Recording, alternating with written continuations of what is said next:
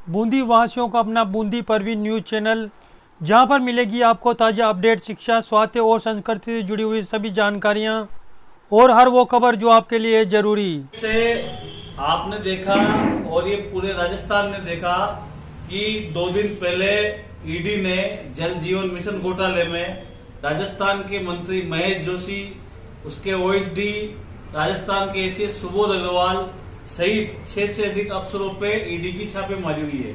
और ये पूरे राजस्थान के लिए बहुत शर्म की बात है कि इस कांग्रेस सरकार में जो 70,000 करोड़ रुपए का जल जीवन मिशन का मामला था, उसमें से 40,000 करोड़ रुपए के टेंडर बिना किसी क्वालिटी जांच के दे दिए और 18,800 करोड़ रुपए का भी मामला भी जांच में विचाराधीन है। तो ये पूरे राजस्थान की जनता के लिए बहुत गंभीर विषय है कि जिस तरीके से 5 साल में इस कांग्रेस की सरकार ने लगातार भ्रष्टाचार किए हैं और ये भ्रष्टाचार का ही नमूना है कि राजस्थान की सरकार का इसमें इन्वोल्यूशन होने के कारण केंद्र सरकार की जांच एजेंसी ईडी को आना पड़ा और राजस्थान सरकार के मंत्री और यहाँ के अधिकारियों को काले कारनामों को उजागर किया। जिस तरीके से जल जीवन मिशन में इन लोगों ने, राजस्थान के जलदाय मंत्री, जलदाय विभाग के अधिकारियों ने जो घोटाले किए हैं, वो एक बहुत बड़ी बात है। आम नागरिक और जो राजस्थान की जनता है, एक तरफ राजस्थान की जनता परेशान है, दूसरी तरफ पेपर लीक से युवा परेशान है और एक तरफ राजस्थान के जलदाय विभाग के अधिकारी जलदाय विभाग में भ्रष्टाचार कर रहे हैं, जिसको लेकर ईडी ने पर्दाफाश किया है। और जिस तरीके से राजस्थान के प्रदेश अध्यक्ष और मुख्यमंत्री अशोक गहलोत ईडी पे जो आरोप लगा रहे हैं, तो मुझे लगता है कि ईडी निष्पक्ष तरीके से काम कर रही है।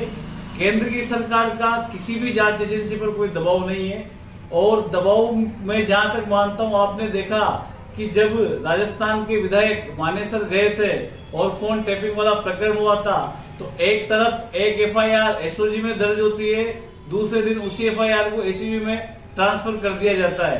तो मैं ये कहना चाहूंगा आप सभी के माध्यम से कि जल जीवन मिशन में जिस तरीके का भ्रष्टाचार घोटाला सामने आया और राजस्थान की जनता ने देखा कि यहाँ की सरकार ने कोई कार्रवाई नहीं की और केंद्र सरकार की ईडी को कार्रवाई करनी पड़ी, तो अब समय आ गया है कि इस भ्रष्ट सरकार को उखाड़ कर फेंका जाए और राजस्थान से कांग्रेस का सफाया किया जाए। ईडी का किया जा रहा होता तो मुझे लगता है कि इसमें ऐसे कोई भी जांच एजेंसी इतनी बड़ी लेवल पे छापेमारी नहीं कर सकती है और न्यायालय के दरवाजे सभी के लिए खुले हैं। यदि कांग्रेस को लगता है कि ईडी की छापेमारी गलत है तो उन्हें न्यायालय में जाना चाहिए और न्यायालय की शरण लेनी चाहिए।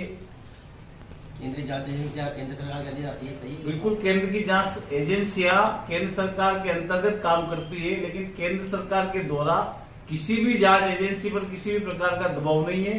जांच एजेंसियां स्वतंत्र तरीके से काम कर रही है। ऐसा नहीं है कि कांग्रेस के जो लोग हैं उन पे छापेमारी हो रही है। जहां अन्य लोग भी यदि कोई गबन कर रहे हैं, भ्रष्टाचार कर रहे हैं, तो उनके खिलाफ भी ईडी निष्पक्ष कार्रवाई कर रही है। और जिस तरीके से निष्पक्ष कार्रवाई ईडी कर रही है, जब जाके राजस्थान की भ्रष्ट सरकार के घोटाले सामने आ रहे हैं, यदि ईडी कार्रवाई नहीं कर पाती तो हम लोगों को, आप लोगों को, राजस्थान की जनता को पता ही नहीं लग पाता कि 40,000 करोड़ रुपए के भी काम इन्होंने बिना किसी टेंडर के फर्जी अनुभव प्रमाण पत्रों की कर दिए। उनका कहना है कि मामले पुराने हैं, अभी चुनाव की वजह से परेशान किया जा रहा है। ऐसे कोई मामला नहीं कि घोटाला हो, लेकिन जांच एजेंसी का दुरुपयोग किया जा रहा है, परेशान किया जा रहा है चुनाव के टाइम बदनाम करने के लिए। जैसा मैंने आपको बोला कि यदि किसी को ये लगता है कि एजेंसी हमें प्रताड़ित कर रही है, दुरुपयोग कर रही है, तो माननीय न्यायालय के दरवाजे सबके लिए खुले हुए हैं। जिस तरीके से आपने देखा कि ईडी ने दिल्ली की आम आदमी सरकार के मंत्रियों को हिरासत में लिया, तब आम आदमी पार्टी के लोगों ने भी जुलूस निकाला और ईडी का विरोध किया। और अभी कुछ दिन पहले जो मनीष सिसोदिया वहां के मंत्री थे, उनकी जमानत के लिए न्यायालय ने वापस मना कर दिया और न्यायालय ने कहा कि मनीष सिसोदिया की इसमें लिप्तता है। तो निश्चित रूप से ये सब लोग मिले हुए हैं, गोविंद सिंह डोटासरा, अशोक गहलोत, ये सब लोग आपस में मिले हुए हैं और इनके ही भ्रष्टाचार का कारनामा है कि ईडी को राजस्थान में आना पड़ा और इनके काले कारनामों को उजागर करना पर पड़ा। पिछले 5 साल में जो चुनाव में ईडी कहाँ चल गई थी? चुनाव आते हैं ईडी क्यों आ जाती है? ईडी पिछले 5 साल से लगातार काम कर रही थी। जैसे जैसे ईडी को सबूत हाथ लगे, उन्होंने परत दर पर हर चीज खोली। तो जैसे जैसे उनको डोटासरा जी के यहाँ जब ईडी की छापेमारी हुई, इनके मोबाइल जब्त किए गए। मोबाइल जब्त करने के दौरान जब इनके जो दोनों बेटे हैं उनके कुछ सबूत उनके हाथ लगे, तो उन्होंने दोनों बेटों को नोटिस दिया। तो ईडी तो लगातार अपनी अपनी कार्रवाई कर रही कहना है। है कि 11 घंटे पुलिस रही, बहुत सम्मान किया, कोई सबूत नहीं मिले, ऐसे कोई। देखिए, एक जांच एजेंसी का काम है कि जांच, किसी भी चीज की जांच होने में समय लगता है।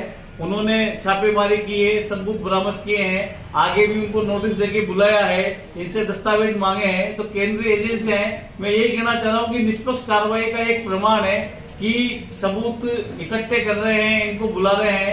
यदि ईडी को व्यवस्था पूर्वक कार्रवाई करनी होती तो ईडी कभी भी इनको गिरफ्तार करके ले जा सकती थी।